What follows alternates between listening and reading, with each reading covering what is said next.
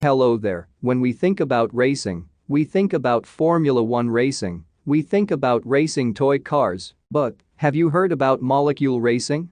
This indeed is a thing, thanks to nanotechnology and overhyped scientists. These race cars are called NanoCars, and they are used in nano racing.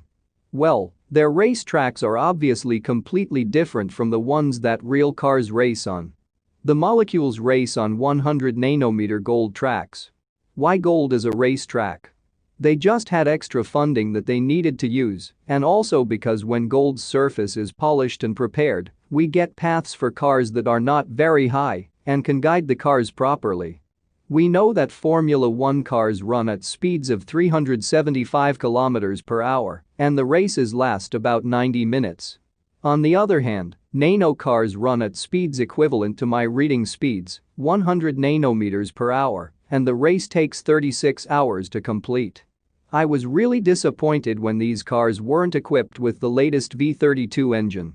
Instead, they are propelled by electrical impulses and electron transfers from the tip of the scanning tunneling microscope. The NanoCars themselves are composed of hydrogen and carbon atoms, but they still have various different designs and structures.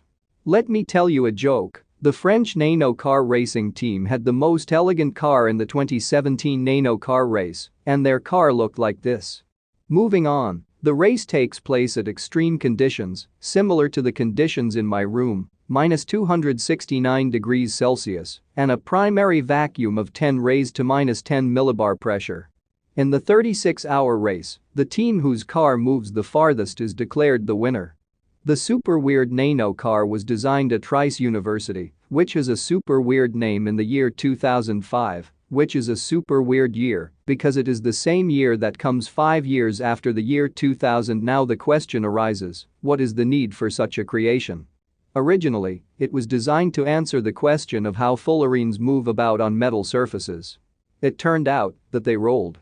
Moreover, with a name like Rice University, it has to pour out new game-changing research every 5 years more about the racing part now.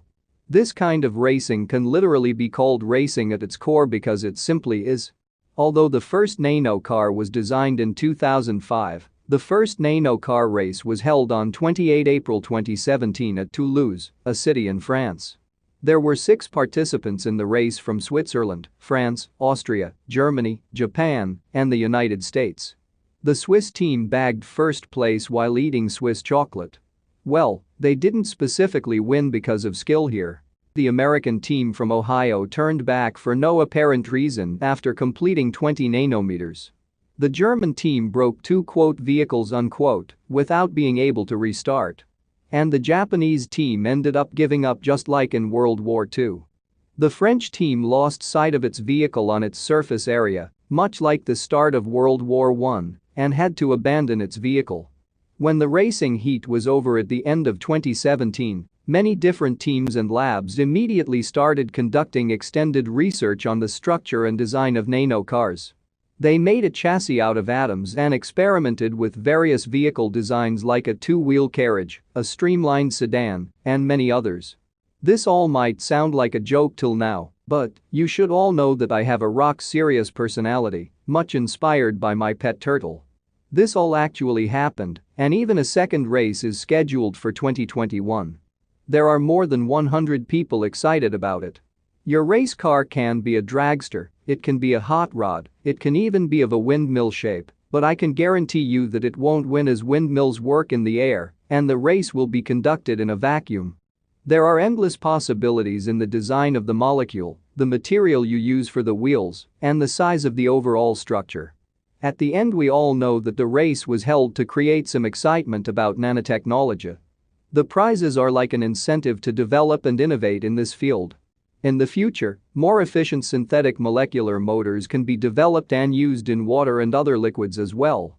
Let's hope that the amazing researchers working on new and improved designs succeed in their task.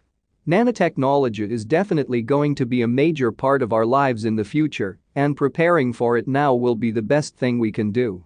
Please subscribe to the channel, like, and share this video to enjoy more informative content and stand out from the crowd.